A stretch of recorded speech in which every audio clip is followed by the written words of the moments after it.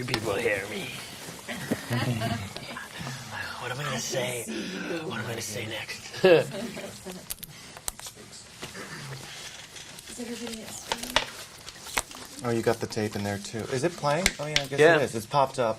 So it must be What does it there. say? NYPD Blue. That sounds cool. It won't show up. Oh. No. We're rolling. Someone must have grabbed it from their private stash. So, that's a scary image. Did you find that tape weird? I mean, it was weird for everyone I talked to. Yeah, I loved it though. That's when I kind of.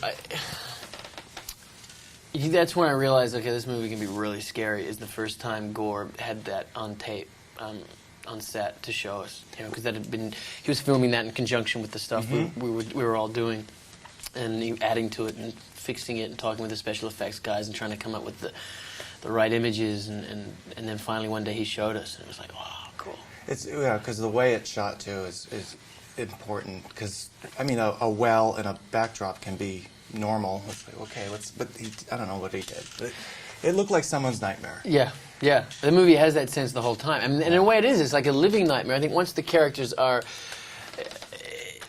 infected, in a way, he talked about that a lot. He wanted to get the sense that once you watch this, it's like a virus. Something gets transmitted. Like the idea is like, it's not just something coming to get you, and the time running out. It's like you actually, reality gets twisted, and I'm not giving too much away, but the nosebleeds and the nightmares, and then the little coincidences that start happening. It's like you've caught a disease that's attracting all this stuff to you. And in a way, it's kind of like it explains the idea of, on an energetic level, the way it was the videotape was created, and then by watching it energetically, you draw in all these things, and then inevitably.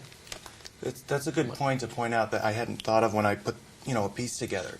The fact that this movie, you have a scary movie, there's maybe a ghost that can affect anybody. This is personal. Right. You have to You're watch targeted. the tape in order to be kind of in this nightmare. Right. Yeah. And you're like infected. You've touched it. You're Right. soiled. With What- the, sorry? Oh, no, go ahead. No, I was just gonna say it's hopefully that kind of came across. I haven't seen the final cut of the Oh, you film, haven't no. yet. But I hear great. I'm scaring the hell out of a lot of people. Well, when you have a film like this, even though the script forward and backward, you can still see it, and there's stuff being added that you weren't part of. Right. So it'll be fresh for you. Yeah, yeah.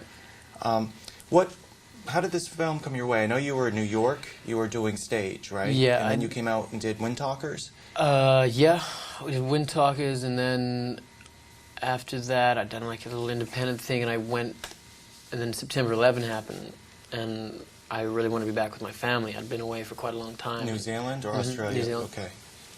So I went home, and I just kind of regrouped and tried to figure out what I wanted to, what I was doing, and then I came back, and this was one of the first scripts that I'd read. In fact, I think it was the first script I read since I'd got back, and it just, I don't know, okay, this could be really effective if we pull it off. And I went and auditioned, and Gore saw my tape that day. It happened very quickly. I mean, usually there's a long process, but by the end of that week, I think I got hired for it, which never happens. So it was kind of like, oh, well, this is meant to happen. They wanted me, and so it, it came together really kind of quickly. Since I've never spoken to you or heard you speak, I expected you to have a strong accent from New Zealand. I know, or you don't at all. I It's the opposite. It's almost as if you were born here and visited there And shortly and kind came of picked back. up a little bit of the. I can hear a little bit. Yes, I know. Well, it was kind of intentional in a lot of ways. It was really getting in the way of my work as an actor. I couldn't quite. I didn't feel I was really as good as I wanted to be when I had to think about the accent all the time. So I started working with a dialect coach, and she said, encouraged me to just cultivate it every day. So Yeah. and now it's stuck, and I can't get back. I don't know who I am anymore. It's tragic. Hey, well, you know what? That's fine. No, it just surprised me. I was like, wow. Yeah, because Naomi has a stronger accent than me. And Nicole Kidman has a very strong accent. Yeah. But she can turn it off immediately for the U.S. American. Right. See, yeah, and I'm not as good at doing that. I couldn't imagine. That must be a very hard thing. Yeah, it's very. What's next for you professionally? Do you have anything lined up in film? Yeah, I'm currently working on a film for Warner Brothers, a big action movie, sort of adventure motorcycle action piece with stunts and guns and gangs and girls and kicking soundtrack and lots of fun. Oh, she just can't. Look at that. She did a second count. 3, 2. Usually they just look at this. That was great. Thanks. Cool.